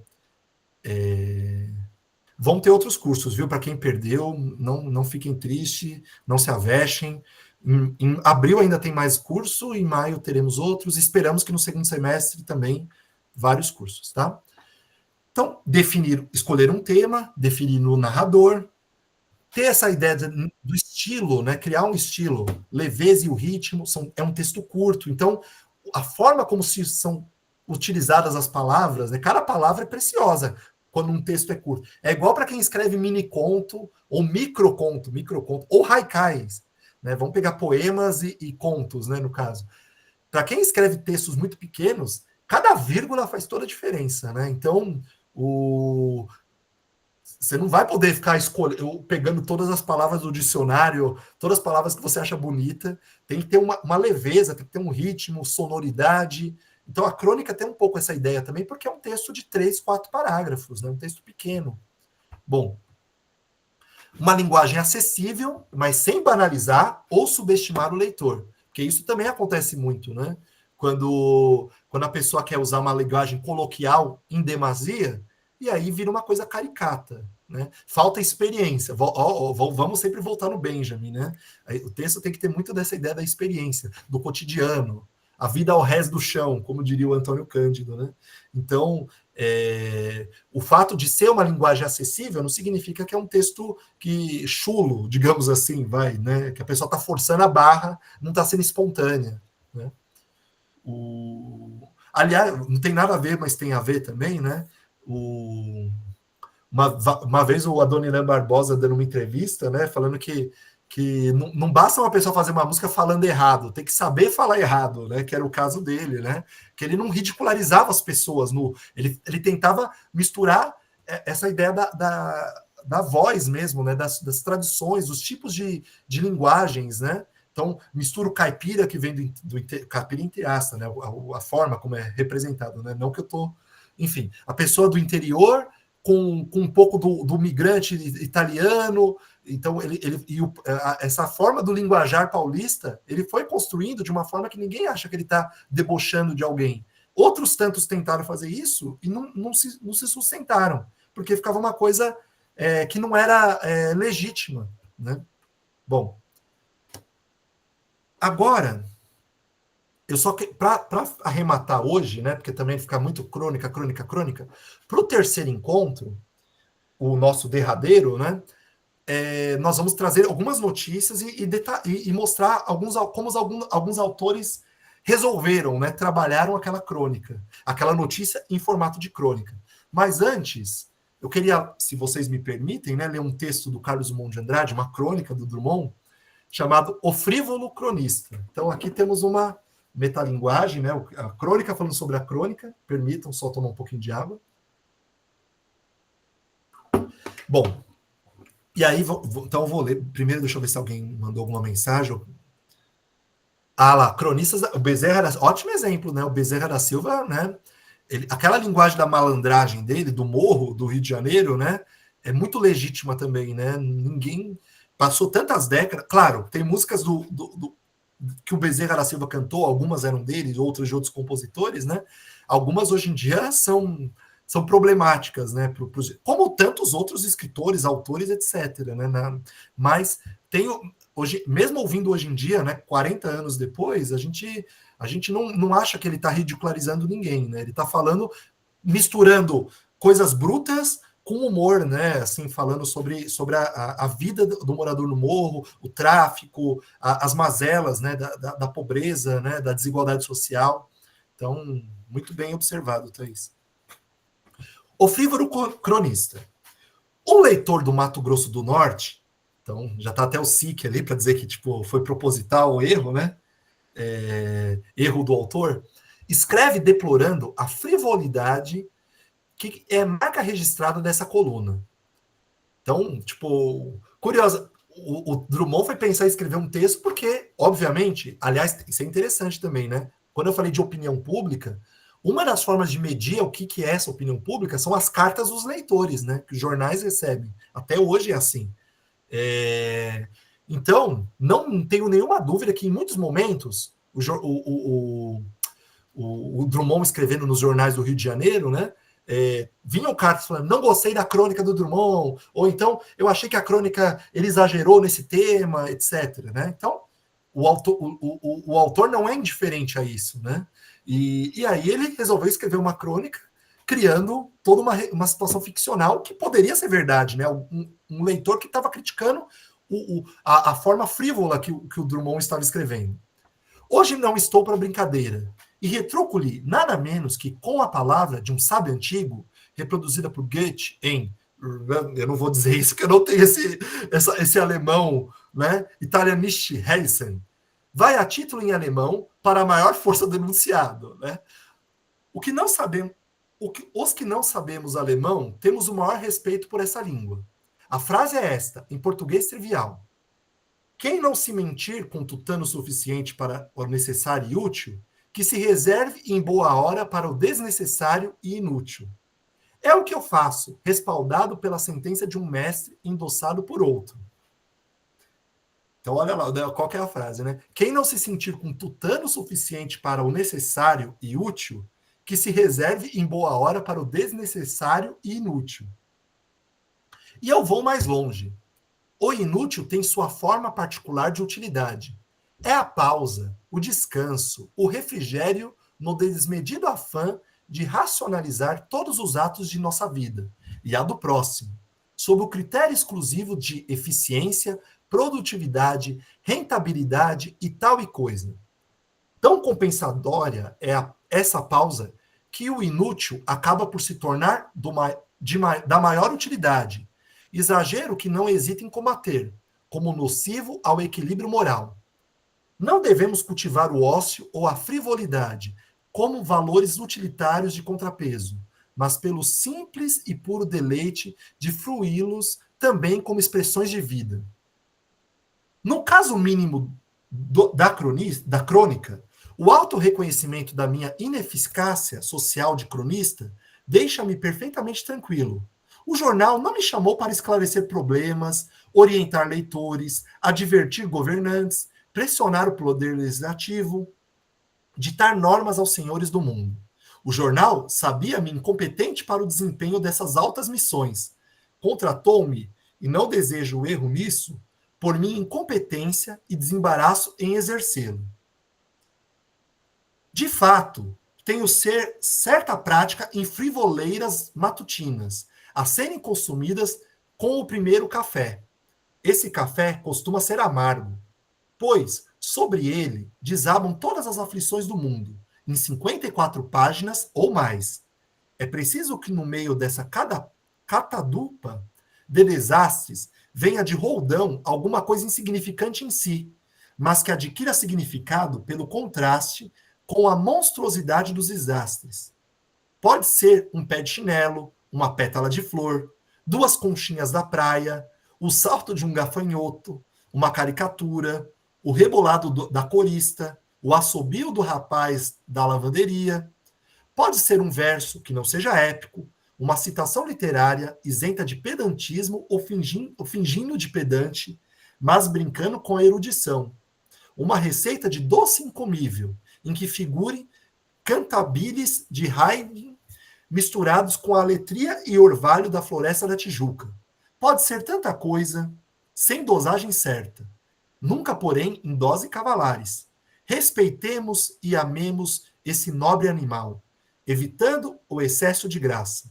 Até a frivolidade carece ter medida, linha sutil, que medeia entre o sorriso e o tédio pelo excesso de tintas ou pela repetição do efeito. Não pretendo fazer aqui a apologia do cronista em proveito próprio. Reivindico apenas o seu direito ao espaço descompromissado, onde o jogo não visa ao triunfo, a reputação, a medalha. O jogo esgota-se em si, para recomeçar no dia seguinte, sem obrigação de sequência.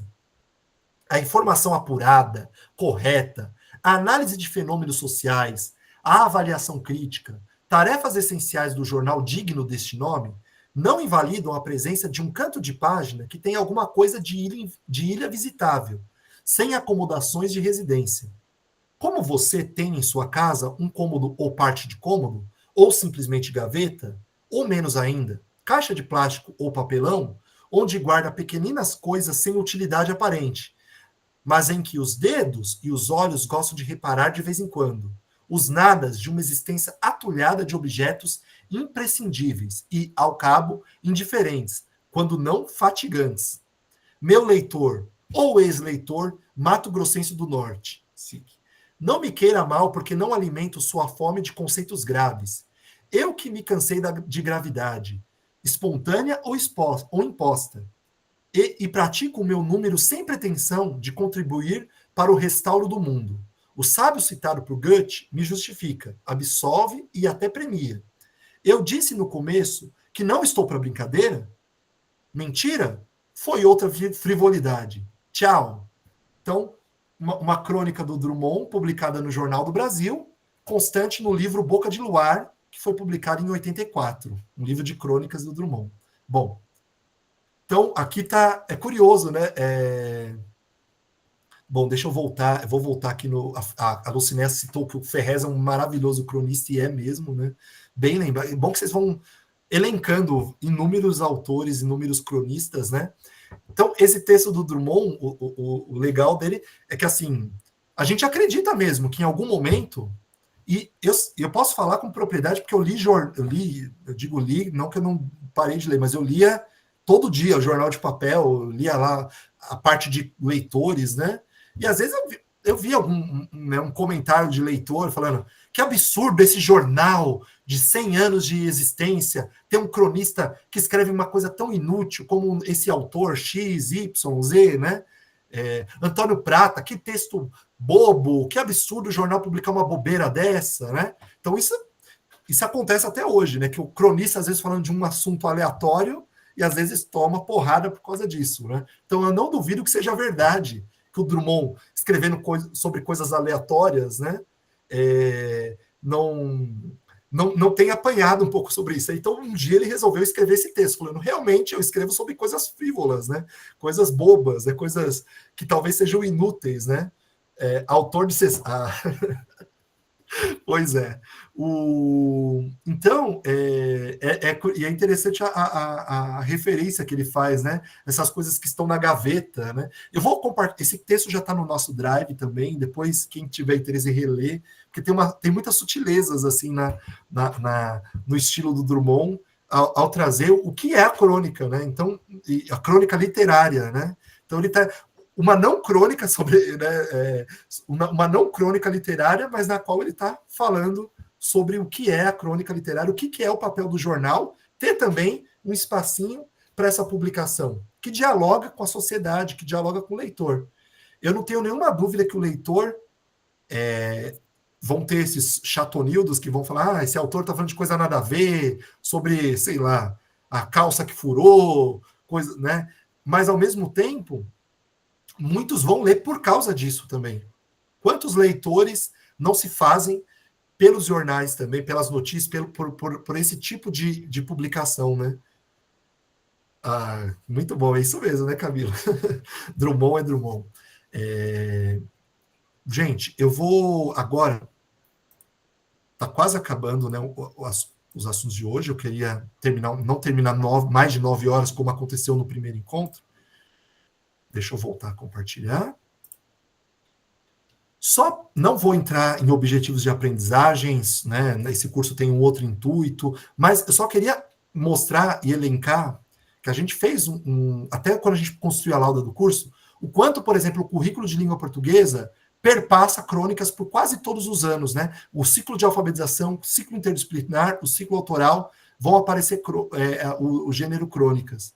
E a prova São Paulo do último ano também tiveram inúmeras questões que tinham essa discussão sobre crônicas, né? Então, é um gênero vivo e que está presente no nosso cotidiano, está presente, inclusive, naquilo que nos diz respeito enquanto rede, né? Então, tanto nas provas institucionais como nos nossos currículos, na nossa base, o gênero crônica vai perpassar.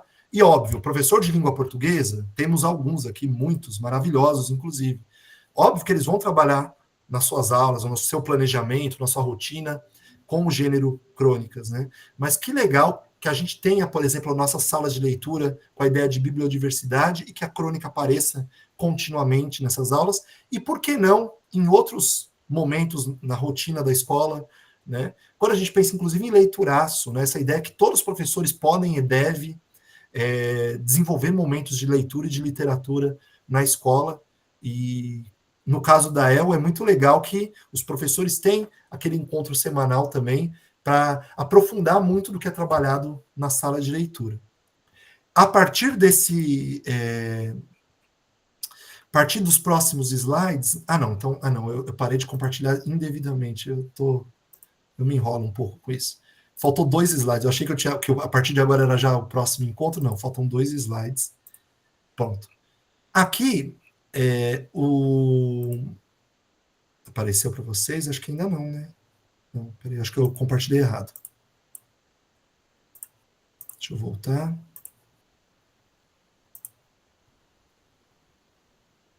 Eu compartilhei de novo a tela do Classroom. Agora sim. Deixa eu aproveitar. O legal, o primeiro encontro foi muito bacana e alguns professores até posteriormente vieram conversar comigo o que acharam da aula. Estive até com alguns professores essa semana, alguns professores da Adrê São Miguel, estive lá e falaram, estou fazendo curso, que legal. E que legal, espero que esteja sendo significativo de alguma forma, né? Mas alguns professores até falaram, olha, lembrei desse texto, lembrei, né? Uma professora, a Lucy Cleide, não sei nem se ela está presente hoje, professora da Adrê São Miguel também, a El Cecília Meireles, lá da Adrê São Miguel, ela citou esse livro, está aparecendo para vocês aqui, né, da Giselda Laporta Nicoleles, Histórias Verdadeiras, que são um livro de contos, pequenos contos, que todos eles são inspirados em notícias, né? E aí ela falou, olha, eu tô trabalhando com meus estudantes, a partir do tema desse ano da EL, né, com esse livro. É um livro bem bacana, até fui atrás.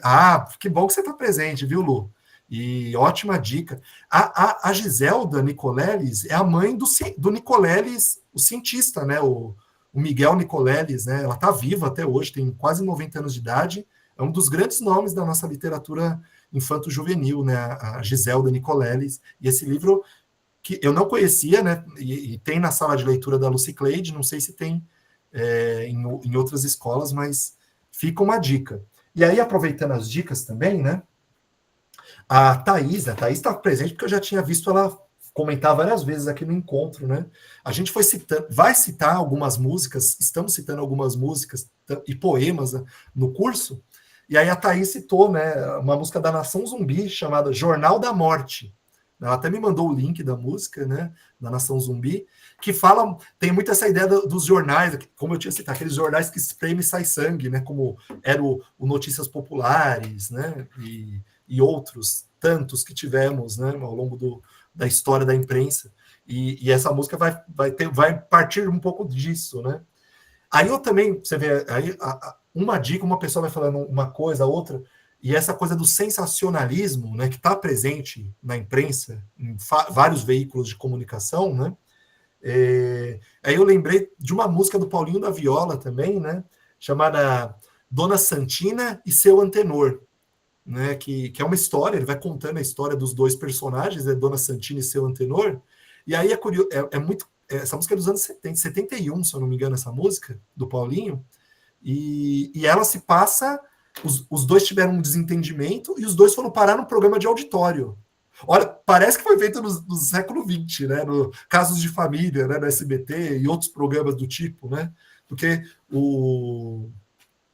é do Roberto Silva? Poxa, essa me pegou, viu?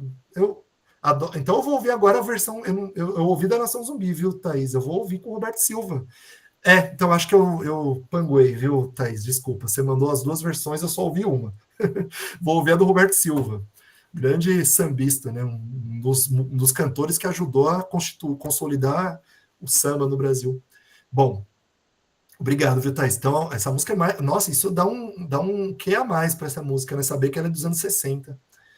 É, agora, então, essa música que eu citei, né, do Dona Santina e o seu tenor, ele tem uma briga e os dois vão parar no programa de auditório que subiu no Ibope, né? Teve grande audiência quando os dois fazem as pazes, né?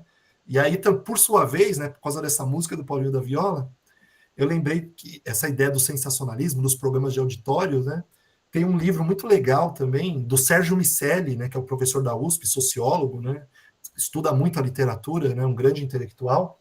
Ele escreveu um livro, um dos primeiros estudos dele, chamado A Noite da Madrinha. Então, essa Noite da Madrinha, a madrinha, no caso, é a Hebe Camargo, ele, né, já era conhecida, né, nos anos 70, nos anos 60, ela já tinha essa ideia de programas de auditório, só que aí no livro ele vai estudar outros programas também, né, como o do Flávio Cavalcante, do Silvio Santos, né, por que as massas, né, por que a população se interessa por esse tipo de programa, e O Homem do Sapato Branco, que viria depois. Aliás, tem um livro, uma biografia do Homem do Sapato Branco também, feita pelo Maurício Sticer, né, um jornalista muito bom. Enfim, esse campo do jornalismo tem tanta coisa legal, né, interessante, mas como as coisas essas dicas vão uma alimentando outra, né? E vocês podem colocar todas que tiverem por aqui, ou no Classroom, nos fóruns.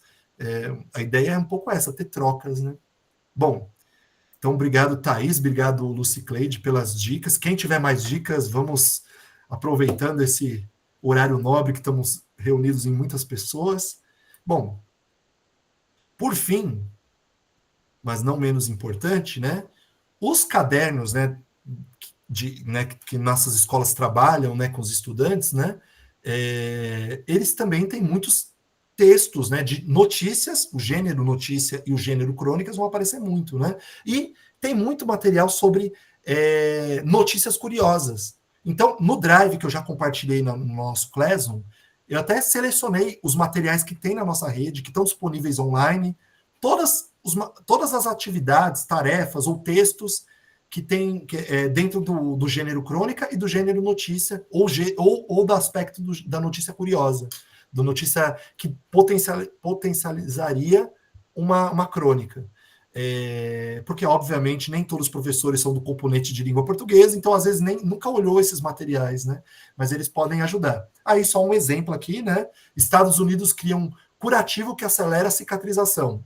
Então, uma notícia em 5 parágrafos, objetiva, quase uma nota, né? Uma notícia bem pequena, ou que não tem reportagem, que não tem entrevista, que é muito aquela notícia técnica mesmo. E é importante os estudantes lerem notícias técnicas assim também. Essa precisão das informações.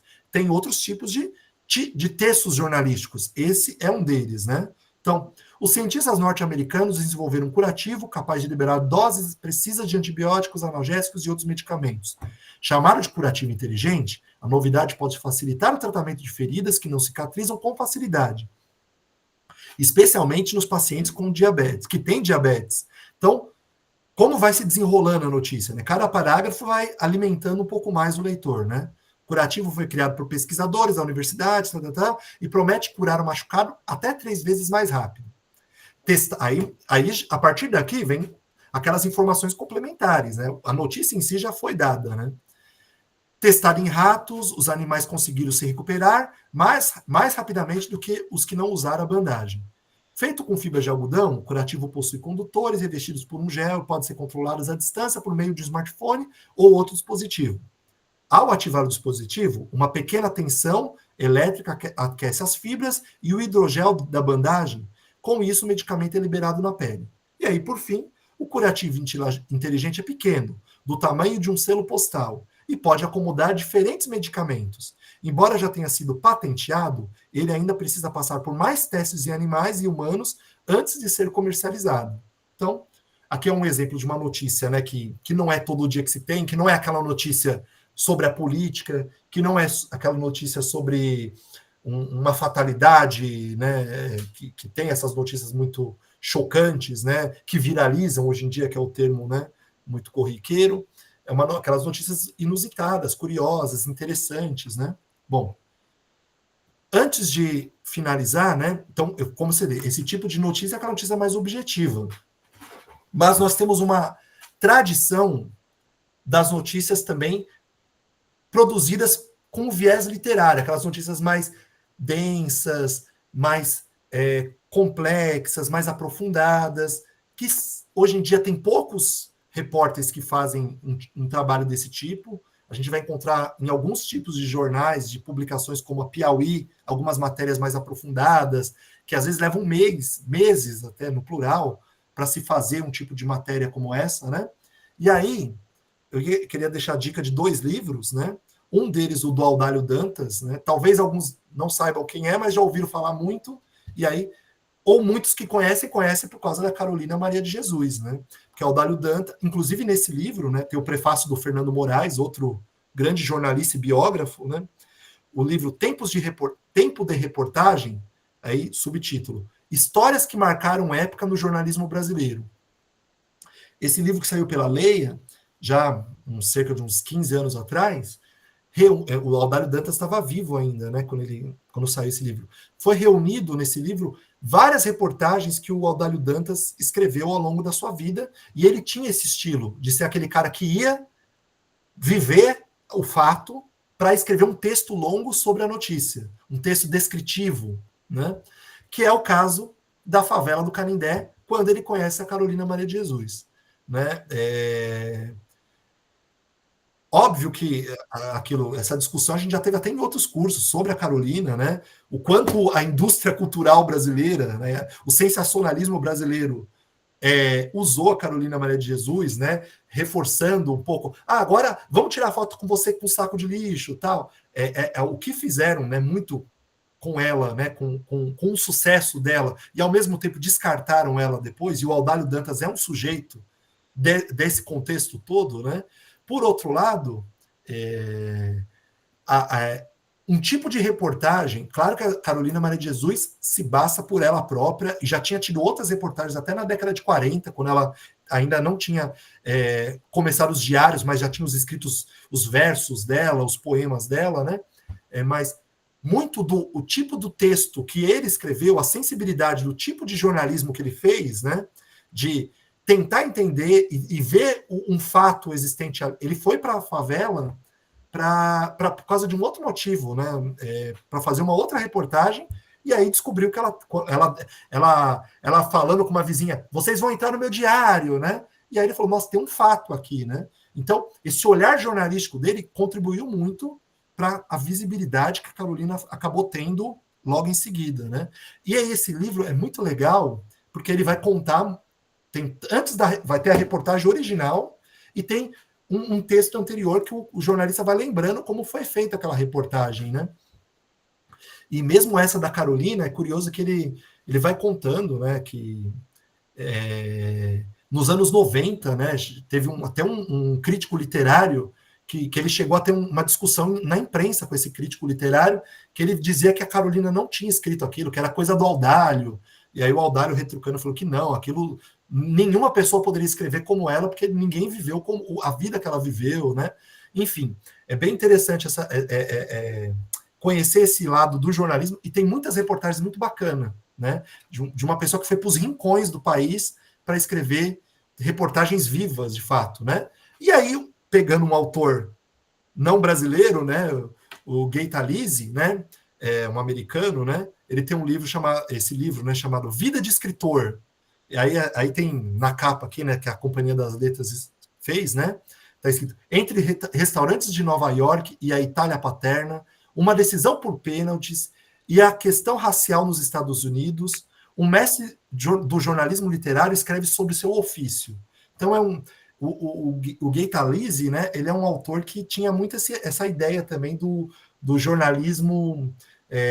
Não esse jornalismo técnico, mas esse jornalismo sensível, uma reportagem bem feita, bem narrada, e autores como Audálio Dantas e o Talese podem confirmar uma hipótese, uma tese, talvez, de que o jornalismo, o texto jornalístico, pode ser também literatura, dependendo de quem o escreve, né? Tanto que alguns desses grandes escritores transitam também no universo da literatura, vão escrever ficções também, mas aqui eles estão escrevendo fatos de forma literária, né? De uma forma muito sensível.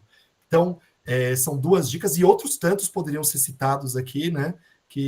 Mas são livros mais recentes, né? Sobre essa discussão sobre literatura e a forma da escrita da literatura. Então, às vezes, nessa pesquisa de uma notícia interessante, pode ser que vocês escolham uma notícia que tem esse tipo de jornalismo, né? Mais aprofundado, menos técnica, né? Esse quem, quando, onde, por quê, né? Tem muitas que são muito legais nesse sentido também. Então a Rita conhece, né? Ela fazia estimativa do número de formigas e ratos de Nova York enquanto comia um hot dog e criava um texto incrível. É isso, né? É a alma encantadora das ruas do século XX, né? Ele tem uma entrevista muito legal no Roda Viva, já antiga, né? Que ele veio no Brasil uma vez, deu uma entrevista quando ele lançou um livro. Esse livro que eu mostrei agora no Brasil, né? Ah lá, o Luan também. Vou retomando algumas mensagens antigas, gente, que só agora que eu vi. Bom, para finalizar o encontro de hoje, então, não viremos até as 9, né? Vamos dar um respiro. A parte, então, o próximo encontro. Ah, não, oh, meu Deus do céu, eu sempre acho que acabou e faltou só mais uma coisa desse último slide, perdão. Outras dicas, né? Então, aqui é um espaço de dicas também. Tem um livro da Maria José Silveira, essa grande escritora contemporânea, né? Um livro, literatura juvenil, digamos assim, né? Que se chama Tudo é Crônica, Como Encontrar a Sua. Então, é um livro da editora Biruta, que ela cria uma história, então é uma literatura juvenil, né? Tem os jovens que participam da história, e aí, ao mesmo tempo, ela vai criando umas caixas de textos informativos. Então, é um livro também informativo. Transita entre a literatura e o livro informativo, né? Porque ela vai falando sobre o gênero crônica e o porquê que todos podem escrever crônicas, né? Então, tanto que o título já fala isso, Como Encontrar a Sua, né?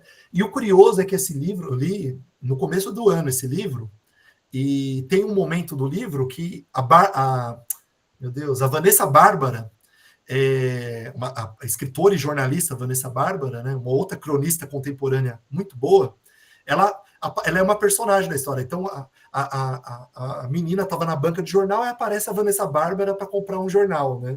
E a Vanessa Bárbara virou um tema de uma polêmica, de uma história de misoginia que ela passou, né, de um machismo tóxico, né, que ela passou no casamento dela, e virou um podcast, né? Ela entrou na órbita.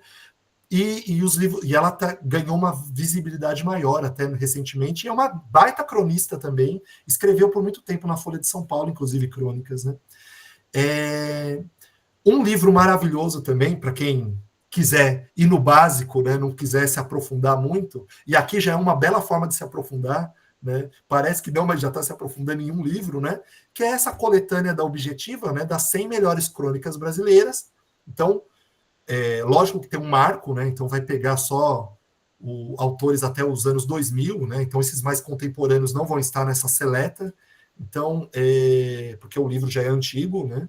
Então vai ter o Antônio Maria, que era também um jornalista, um letrista, Nelson Rodrigues, estou lendo alguns nomes aleatórios aqui, o Aldir Blanc. Muitos lembram do Aldir Blanc como o compositor, né? Mas ele também escrevia crônicas e tem muitos livros de crônicas publicados, né? Enfim, tem Caetano, tem Chico, tem Stanislau Ponte Preta, tem para todo mundo. Esse livro é ótimo. E para quem quer trabalhar com o plataforma online, o Instituto Moreira Salles, que inclusive é super parceiro da EL, né? Damos cursos juntos, eventos e tudo mais, exposições, né? Eles têm um site que é o Portal da Crônica Brasileira. Lá tem uma gama de um material riquíssimo de crônicas, que dá para explorar, imprimir, usar no dia a dia. E, inclusive, eles têm uma página, nas redes sociais eles têm página, né? Que eles gostam de pegar as efemérides, né? Sei lá, vai ser feriado, com certeza no site eles vão colocar. Por falar em feriado, o Otto Lara Rezende escreveu uma crônica sobre isso. Então, é muito interessante, né? Lucas Daniel. Peraí. Deixa eu voltar aqui, vou de baixo para cima, né? A Rita eu já tinha lido. Então, você foi ler. A Kelly foi ler esse livro, né? Que é do 100 Milhares Crônicas, né? E tem na sala de leitura, como a Marivalda disse, né? Isso ajuda muito.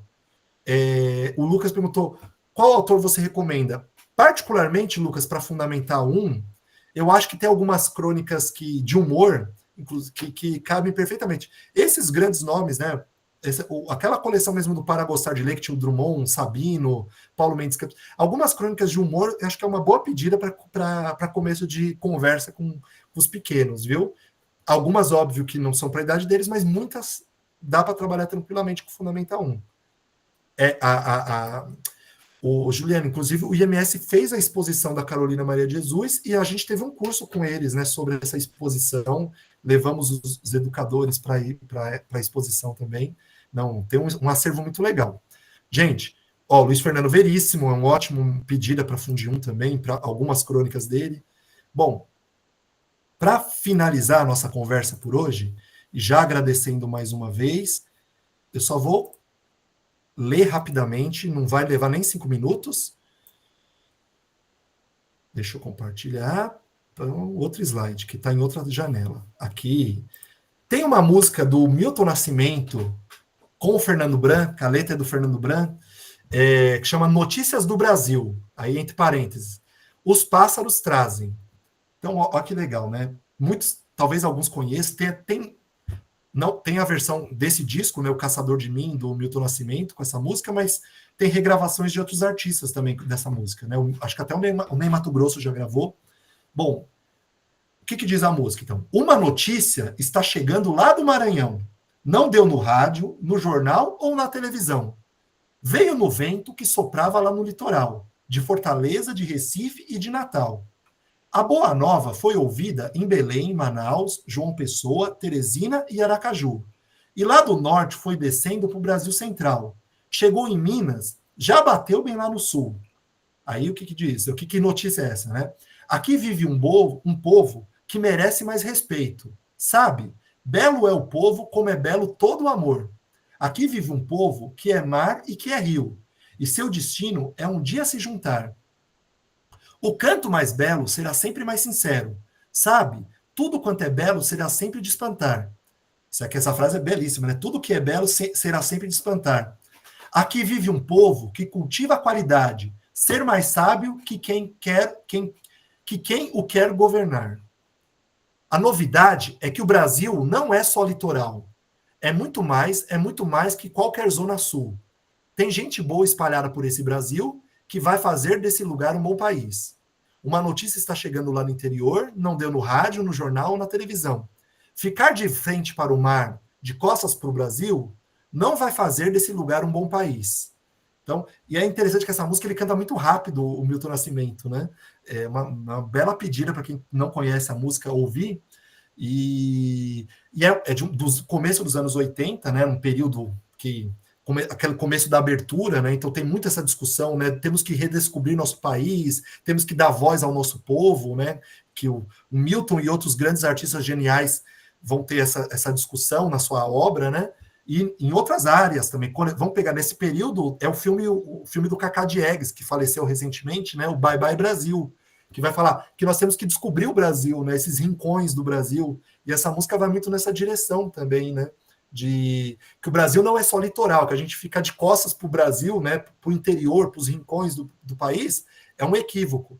E que, de certa forma, que essas notícias não estão no rádio, no jornal e na televisão, né? Então, por que não?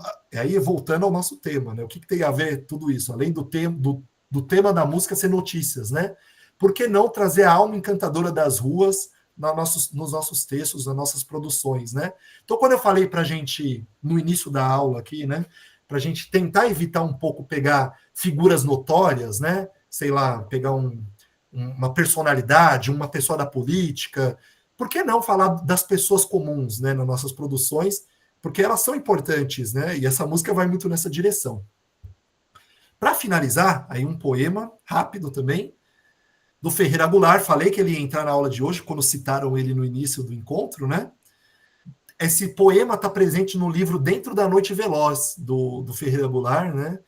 Para mim, particularmente, é o livro que eu mais gosto do Ferreira Goulart, que é um livro muito... É a fase muito social, né? Muito política a obra do Ferreira Goulart. Depois ele vai ter aquela obra mais experimental do Poema Sujo, né?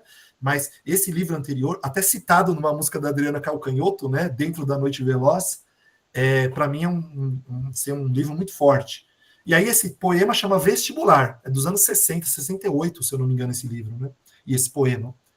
Paulo Roberto Parreiras desapareceu de casa. Trajava calças cinzas e camisa branca. E tinha 16 anos. Parecia com teu filho, teu irmão, teu sobrinho parecia. Com o filho do vizinho, mas não era. Era Paulo Roberto Parreiras, que não passou no vestibular. Recebeu a notícia quinta-feira à tarde. Ficou tarde e sumiu. De vergonha? De raiva? Paulo Roberto estudou duramente durante os últimos meses. Deixou de lado os discos, o cinema, até a namoradinha ficou dia sem vê-lo. Nem soube do carnaval. Se ele fez bem ou mal, não sei. Queria passar no vestibular. Não passou. Não basta estudar? Paulo Roberto Parreiras, a quem nunca vi mais gordo, onde quer que você esteja, fique certo de que estamos de seu lado. Sei que isso é muito pouco para quem estudou tanto e não foi classificado, pois não há mais excedentes. Mas é o que posso oferecer, minha palavra de amigo desconhecido.